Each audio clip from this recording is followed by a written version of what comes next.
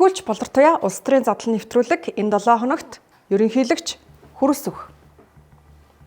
Ерөнхий сайд асан оюун урд нь энэ хоёр талд гарсан намын фракцуудын хэн нь илүү хүчтэй байна вэ? Монголын улс төрийн тавцанд шинэ засаг бүрдлээ. Гэвч энэ нь шинжлэл гэхээс илүүтэй Монгол Ардын намын фракцуудын хоорондын ашиг сонирхлын тулгалт, эрх мэдлийн дахин хуваарлалт буюу хүйтэн эвлэрлийн үр дүн байв. Энэ бол нэг нам байна уу? Нэг нам хоёр салах уу гэдэг сонголтын өмнөх Монгол Ардын намын сүүлчийн шанс байж магадгүй байна. Амар баясгалан оюун эрдэнэ нарын хувьд энэ засагт 5 сайдын суудал авна гэдэг ялагдах дундах ялалт юм. Тэдний улс төрийн нөхцөл байдал өнөөдөр тэг хэлбэртэй тоглоом дээр ирчгээд байгаа. Амар баясгалангийн хувьд баруун гар болох чулуун загт нь торны цаан сууж өөрөө эрүүгийн хэрэгт ороогдсноор төрийн номер 2 сэнтигээсээ буусан. Харин оюун эрдэнэ хувьд 5 жил эзэгэнсэн ерөнхий сайдын суудлаа өгөө зогсохгүй түүний төрсэн ахыг үндэсний эв нэгдлийг буснуулсан буюу эрүүгийн хуулийн 19.9 гэх ноцтой зүйл ангиар яллагдагчаар татаад шалгаж байна. Өөрөөр хэлбэл энэ фракцийн хувьд том цохилт. Ийм шокийн байдалтай байгаа бүлэг засагт 5 хүнээ шургуулж чадсан нь ерөнхийлөгч хүрэлцэх болон шинэ ерөнхий сайд учрал нартай хийсэн стратегийн тоглоом байв. Харин шинэ ерөнхий сайд учралж сонголт байлсангүй. Засгаа тогтвортой байлгах, парламентын байнгын үйл ажиллагааг гацаахгүй байх цорын ганц зам нь өөрт нь аюул учруулж болзошгүй намынхаа хуучин фракцийг өөртөө авч багтаах явдал байв. За энэ бол эвлэрэл биш, ердөөл улс төрийн төсвөр хатуучлалын нэг шалгуур болохоор засгийн газрын бүрэлдэхүүнийг харвал учрал өөрийн гэсэн томилгоог бараг хийж чадсаггүй. Түүний кабинетад за энэ л учралын хүндээ гэсэн ганцхан хүн байгаа нь сангийн сайд. Өөр хүн алга. За иймээс ч энэ засагт орсон зарим сайд нар удаан оршин тогтнохгүй гэсэн айдастай байгаагаа. За бүр засагт орохоос татгалзаж байснаач нээлттэйгээр ярьж байна. Нөгөөтэйгөр эв нэгдлийн бэлэг тэмдэг байх учраа та ерөнхийлөгч өөрөө энэ хуваагдлын төвдөн зогсож гэнэ үү гэх асуулт гарч ирж байгаа. Бид түүнийг улс орны аав болоод эв найрамдалтайгаар улсаа аваад яваа гэж сонгосон. Гэтэл парламент нь хоорондоо зодтолдож сонгуулиас хойш 3 дахь танхим өнөөдөр бүрдээд байна. Энэхүү хүйтэн эвлэрлийн цаана зөвхөн албан тушаалын хуваарлалт биш, бүс нутгийн геополитикийн тогтвортой байдал болон гадаадын хөрөнгө оруулагчдад өгөх бид учраа олсон шүү гэх мессеж нуугдаж байхыг үгүйсэхгүй. Гэвч улс төрчид эрх мэдлийн төлөө зодтолдох тусам иргэд бид түрүүвчтэйгээ зодтолдоод л хоцордог. Шинэ засгийн газар эдийн засаг хүнд байгааг мэдэрч иргэдийн бухимдлыг намжаах маневр хийж эхлэв байна. За татварын өртөө байгаа газруудын дансыг нээчихье. За энэ хооронд татвараа төлөөч гэдэг дансыг 12 мянган байгууллагын дансыг нээлээ. За нөөтийн босхийг 400 сая төгрөг болгох тухай яриач гаргалаа. За энэ нь зөвхөн эдийн засгийн шийдвэр биш. Энэ бол улс төрчийн хувьд амьд үлдэх тактик болоод байна. Хин иргэдийн амьдралд ойр шийдвэр гаргана. Тэр ирэх 2028 оны сонгуулийн тулаанд ард түмэн гэдэг хоёр үгнийг бамбай болгон барих хэрэгтэй болно. Учрлын кабинет эрхчлүүдэд зөвхөн нэг нэгнээ ялах бус иргэдийн амьдралд бодиттой өөрчлөлт үзүүлж чадахгүй бол энэ хүйтэн эвлэрэл халуун мөргөлдөөн болон хувирахад бэлэн байна л гэсэн. За учрлын кабинет хүйтэн эвлэрлээс халуун шинжилэл рүү шилжиж чадах хэсэг нь тэдний фракцуудын эрх ашгийг бус үндэсний эрх ашгийг хэрхэн эренбэлэхээс хамаарна. Мөн намын даргын хувьд намаа эвтэй байлгаж чадах уу? Намынхаа галтгоог барьж байгаа Содбаатартайгаа сайн түншилж чадах уу? Эсвэл Содбаатар нь түүнийг хорлох уу гэдэг нь харагдана. За гэвч ийхүү хүйтэн эвлэрэл хөшгөний өмнө өрнж байгаа бол хөшгөний ард том нүүдлийг хэлсэн.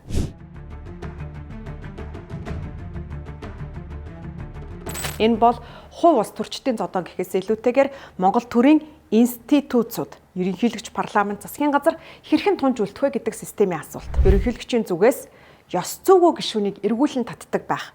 Хуулийн төслийг нэн яаралтай гормоор шахаж байгаа нь улс төрийн хүрээнд хоёр тайлал дагуулж байна. Нэг тал нь төрийн түшээд хариуцлагатай ёс зүйтэй байх ёстой. Алдаа гаргасан бол ажилтан халагддаг шиг гишүүд ч гэсэн ёс зүйн алдаа гаргасан бол явах ёстой гэж үзэж байна. их хурлын гишүүний халдшгүй байдал гэд ийм ямаараа халахвчлаад дураараа зоргоороо авирлаад идэг болоод ахи энэ ерөн зөв юм уу? Харин нөгөө тал хэрв гишүүнийг татаад эхлэх юм бол хууль тогтоох засаглал сулдаж улмаар ерөнхийлөгчийн институт хүчрхэгжиж парламентыг атхандаа оруулах өөрөөр хэлэх юм бол нөгөө бүлдэгддэг болно. За ийм болгож болохгүй гэж байна. Ард иргэдэн төлөөллөөрөө дамжуулж төрөө барьдаг. Энэ ард иргэдээс төрийг нь булааж авах гэж байгаа энэ үйлдэлийг хилэлт батлах нь битгий хэл хилэлцэх нь өөрөө нүгэл гэж би үзэж байгаа. Хинний илүү эрхтэй байл гэж үздэг байхгүй. Би одоо ерөнхий сайд байсан хүн нэг нөгөө та нартай юм хэлчихэд миний үеийн ерөнхийлөгч гэсэн өөрийнхөө эрх мэдлийг илүү болгоол. Тэгвэл хуулийн дээр бичээгүй. А зүгээр амьдрал дээр чи үгэнд орохгүй бол шоронд ороорой. Одоо энэ чи тэгээд өөр өчнөө тулгамдсан асуудал байхад яагаад заавал энэ хууль амин чухал болоод хувирчихв? Эдийн засаг сүрэх гээд байгаа юм уу? Эсвэл засаглалын хэлбэрт чимээгүй өөрчлөлт оруулах гэж зүтгээд байгаа юм. Гишүүдийг бүлдэгдэж ёс зүйн хоёр үгээр гишүүнээс нь татдаг болох хууль оруулж ирж буй өөрөө аль институт хүчтэй байх вэ гэдэг тоглолт ил өрнөж байгаагийн хэлбэр болж байна. Хууль батлагдах, эс батлагдахаас үл хамааран бодит үйлдэл явлаа гэж харагдаж байна. Ерөнхийлөгч Хүрэлцэх би дахин сонгогдохгүй 6 жилээр нэг удаа сонгогдно гэдгээ ил тод хэлсэн. Хоёр дахь баримт нь сэтгүүлчидтэй уулзах үеэр өөрийн амаараа тийм зүйл байхгүй. Би ерөнхийлөгчийн ажлаасаа буугаад нэр төртөө яваад дараагийн үнд нь ажиллаа өгөөд найзуудтайгаа гоё дэлхийгээр аялан зугаална. Та нар санаа зовлтгүй гэд хэлсэн. Гурав дахь баримт нь Монгол Ардын намын удирдах зөвлөлийг тоолох юм бол ерөнхийлөгчийн хүмүүс тэмцэгчийн дарахгүй. Одоогор мэдэгдэж буй ил 3 баримт нь юм. Гэхдээ бидний нүдэнд харагдаж гарт баригдаагүй зөвхөн сэтгүүлч миний олж мэдсэн нууц их сурвалжуудын мэдээллийг одоо задлаа. Их сурвалж 1. Ерөнхийлөгч үнэхээр боддоор өөрийн амаараа би намын дарга буцааж авна шүү. Ерөнхийлөгчөөс бууцхаад би энэ нам дээрээ буцаж ирнэ шүү гэж хэлдэг. Их сурвалж 2. Хүмүүсийн шилб рүү өшгөлдөг. Оюун эрдний хоолны хордлого хөл рүүгээ орсон гэдэг ч учиртай. Хүрэлцэх шилб рүү өшгөлч гэсэн. Оюун эрд нь угийн бэйн өвдсөн байхад шилб рүүгээ өшөглүүлээд ингээд давхцал таарад яаралтайгаар Солонгос руу явхаас ор гарцаагүй байсан гэж. Ер нь яг зүгээр нөгөө хоолны хордлого маягийн юм болоод тэгээд нөгөө нэг хордлого талх тийм хэмжлэг нэг ч бас нэг хэд хэдэн гэдэг орж ирсэн. Тэрийг магадгүй яг хүмүүс бас харсан байхыг үүсэх аргагүй. Тэгээ хоолны орлого хөл рүү орчих жаа гэдэг. Яг тэгж ер нь одоо би гэсэн бас жоохон гайхсан. Тэгээд яг ер нь бол тийм онцлол одоо гарсан. 3 дахь их сурвалж. Ерөнхийлөгч угаасаа та нар улс орноо айтайхан аваад явахгүй бол хэрэг төвөг тариад байх юм бол би үеийнхэнтэйгээ үеэ аваад буцаж ирээд энэ намаа авчихна шүү гэж хэлдэг штеп. Угаасаа хэлдэг. Надад бол бүр 2 удаа хэлсэн. Гэхдээ энэ нь залуустаа ташуур өгч байгаа. Ахын хуваар, ерөнхийлөгчийн хуваар загнаж байгаа үг нь л болохоос ш дахин ерөнхийлөгч болъё гэсэн санаархал байхгүй гэх. Их сурвалж 4. Угаасаа ерөнхийлөгчийн хүмүүс авилгатай тэмцэх газар тагнуулт ч шалгуулж л байсан. Шалгуулдаг. Шалгуулад хэрэг төвөггүй бол үргэлжлүүлээд ажиллаа хийдэг. Хэрэг төвөгтэй бол ажилласаа явдаг. Ганцхан амар бясалгалан оюун эрдэнэ нарын хүмүүсийг олзлоод хэрэгүүдийг нь шалгаад байгаа зүйл байхгүй гэж. За энэ 4 хүн бол нууц их сурвалж. Мэргэжлийн сэтгүүл зүйн баримтыг дэлгэдэг. За мөн их сурвалжаа нууцлах хэрэгтэй. За бусдыг ялгадаг шүүх биш. Ерөнхийлөгч намаа буцааж авах тухай яриа нь зөвхөн залуу улс төрчдийг хурцлах гэсэн эцэг хүний загналуу эсвэл алстай хаан болох гэсэн улс төрийн стратеги. Сэтгүүлт өгнөх хэрэггүй гэж дахин хэлээ. Тэгээ хариултыг нь та өөрөө бодож болох хэрэгтэй. Гэхдээ нэг зүйл харин тодорхой байгаа нь институцууд хоорондоо зодтолдох тусам иргэдийн төрд итгэх итгэл суйлтаж ундаг. Тийм учраас үйл баримтыг хэдүүлээ системтэйгээр нь харцгаая. Ерөнхийлөгч Хүрэлцэхийн гэргийн булар цэцэг. Бод группийн эзэн баясгаланаар 24-р сургуулийн 1 ангийн андууд. Зүгээр ч нэг ангийнх юм биш. Тавуулаа найзалдаг найзууд. За энэ бол хувь хүний харилцаа. Гэвч улс төрийн шийдвэр гаргах түвшинд энэ хувь хүний харилцаа төртэй холбогдоод ирвэл ашиг сонирхлын зөрчил болно. За энэ 5 найз бүр нөхөрлөлийнхөө баярын ойг тэмдэглэж Америк нэгдсэн улс явж байсан түүхтэй. За Женко Хүрэлцэх хоёрыг Баатар холбож найз нөхөр болгосон. Энэ хоёр хоорондоо одоо ч андууд. За Женког явсны араас Хүрэлцэх суудлыг нь авсан хүн учраас баримт мэдээлэлээр очино. Гэхдээ бүксийг нь ухаж элдв муучлал хэрэг төвөг яриаггүй тохоогүй. За энэ дээрээс хэд хэдэн огтлолцол харагдана. Хуралсүхийг ерөнхий сайд Баттулгыг ерөнхийлөгч байх үед ерөнхийлөгчийн эхнэрийнх нь найз 5 гашуун сухай чиглэлийн төмөр замын төслийг эрчимжүүлсэн. 10 гаруй жил гатсан шороо овоолцглоо гэх төсөл хөдөлсөн гэсэн үг. За яагаад заавал тэгвэл энэ төслийг бод групп авч хэрэгжүүлсэн юм бэ? Яагаад Эрдэнэс 5 нүүрсээр төлбөр хийх офтек гэрээ гэх энэ сонголтыг хийсэн юм бэ? За энэхүү төмөр зам ашиглалтад орсноор тээвэр хямдар нь урсгал ил тод болох сайн талтайч хамгийн гол нь мөнгөний урсгалын хяналт шин төвлөрөл рүү шилжсэн юм. Энэ нь хуучин нүүрсний бүлгэллүүдийн ашиг сонирхлыг хүндсэн улс төрийн динамик болов. За энэ төсөл гатсан олон хүчин зүйл шалтгаантай нарийн өргөн царгаар барин хятад хужаа Орос зэргээр хоорондоо дотоодын зөрчил тэмцэл хэрүүл төмөр замыг улсын хяналтад шууд аваад төслийг шууд хөтлөсөн. Төмөр замыг санхүүжүүлэхдээ Эрдэнэс 5-оор дамжуулж санхүүжүүлсэн. Сайхан мэдээ гэвэл бид төмөр замтай болсон. Тэрийг нь одоо ч хэрэгжилж байна. Энэ бол сайн тал, сайхан мэдээ. Бас яагаад заавал бод Эрдэнэс 5-оос нүүрс авсан юм? Нүүрсээ хэдэн төгрөгт бодож авсан юм бэ? Олон яагаад гэдэг асуулт хариултгүй байна. Тэгвэл энэ төслөөс хуралсөх ашиг хүртсэн үү гэдэг асуултад яг одоо шууд хариулах баримт кейс бол байхгүй. Гэхдээ улс төрийн утгаар нүүрсний урсгалыг хянах системийг дахин хуваарлсан. Энэ нь хуралсөхийг ерөнхий сайд Баттулгыг ерөнхийлөгч байх үед. За ингэж ярахаар оюун эрдний тороол сэтгүүлч, оюун эрдний сэтгүүлч, оюун эрдний редакц гэж бас шүүмжилж магадгүй. За гэвч манай редакц оюун эрдэнэ амар бясалгалын нарыг хамгийн хүчтэй шүүмжилж, орлогоо нотолж жагсаалын үеэр иргэдийн дуу хоолой болж байсныг олон бидний мэдээ сурвалжлага архивын бүтээлүүд маань гэрчилнэ. Монгол улсын ерөнхий сайд оюун эрдний хүү Тэмүүлэн эхнэрээ эрхлүүлж буй мөнгө татвар төлөгчдийнх биш бол орлогоо нотлохыг шаардаж байна. Шудраг ёс гэдэг нэртэй кино театруудаар шуугуулж ийн гиндэ. Шудраг ёсыг хэрэгжүүлнэ гэдэг ийм итгэл байна. Оюун эрдний ажил хийж байгаа гэдэг нь яг индекс дата тоо үзүүлэлт аваад харах юм бол хийж байгаа ажил нь биш байгаад байна гэдэг нь харагдаад байгаа юм. Энэ дээр ингээд нэг ийм юмар тохирч, энэ дээр завсарлага авъя болиё гэдэг нэг ийм шалчгансан зан бол битгий гаргаад байгаа.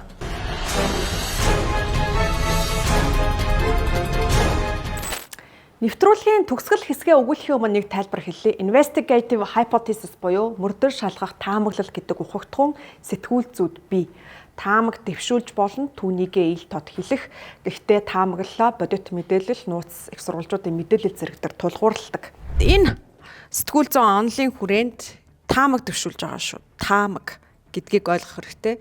Тэгээд энэ таамгийг юун дээр үндэслэж төвшүүлж байгаа вэ гэхээр яг болсон үйл явдлыг таймлайн буюу болсон үйл явдлуудын цаг дарааллыг одоо албан тушаалд хийхэд тэр үед тэр хаана байсан, энэ хаана байсан гэж ингээд тохируулаад харахад л ийм логик гарч ирж байгаа шүү. Бодийн хэрэгжүүлсэн энэ төслөөс ердөө хоёр зүйлэл эргэлзээ төрүүлж байгаа. Нэгдүгürt яагаад заавал бодъё? Бодийг сонгон шалгаруулахаас өмнө яагаад нээлттэй сонгон шалгаруулалт яваад аль нэг компанийг шалгаруулаагүй ямар ч өрсөлдөгчгүйгээр яагаад заавал энэ одоо нүүрсээр бартардаж төмөр зам барих ажлыг яагаад ганцаараа бод хийсэн гэж. Хоёрдугаарх нь нүүрсийг яг хэдээр авсан. Тэгээд энэ бүх ажлаа яагаад нууц болгож далдалсан гэдэг. Энэ л хамгийн эргэлзээ төрүүлж байгаа асуудал болж үлдчихэж байгаа.